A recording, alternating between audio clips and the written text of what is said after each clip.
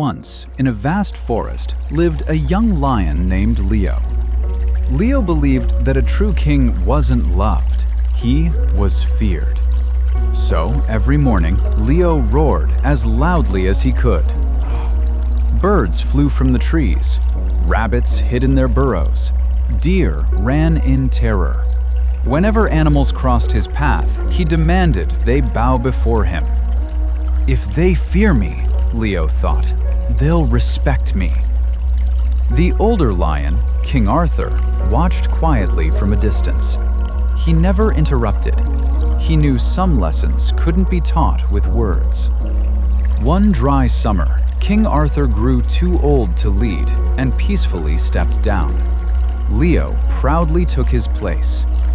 "This forest will finally have a strong king," he declared. At first, no one questioned him, but fear has a strange way of creating silence. When the river began drying up, the beavers noticed first. They were too afraid to disturb Leo. When wolves spotted hunters setting traps near the northern hills, they stayed quiet. "If we bother the king," they whispered, "he'll only get angry." Even the monkeys discovered a fresh stream deep inside the valley, but no one dared approach Leo. Days later, the river completely dried up. Animals wandered desperately in search of water. Leo couldn't understand. Why didn't anyone warn me? No one answered, not because they hated him, but because they feared him. That same evening, an elderly tortoise named Thomas slowly approached the lion. "You wanted everyone to fear your roar," Thomas said. "So eventually, they became afraid to use their own voices."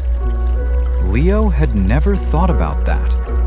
The next morning, he climbed onto the tallest rock in the forest. "I've made a mistake," he admitted. "I believed strength meant making others feel small. From today onward, I want every animal to speak freely, even if I don't like what I hear." The forest was silent. Then, one brave rabbit stepped forward. "The monkeys found another stream." A beaver added, "We know how to redirect the water." The wolves spoke next. "We also know where the hunters placed their traps." For hours, animals shared ideas. Within days, the forest recovered. The river flowed again. The traps were removed. Food became plentiful. Leo noticed something surprising. No one bowed anymore. Instead, they smiled when he walked by. Years later, young cubs asked Leo, "What made you the greatest king?" Leo looked across the peaceful forest and replied, "The day I stopped trying to be the loudest voice and started becoming the best listener." Fear may win obedience, but it never earns trust. Real leaders don't silence others.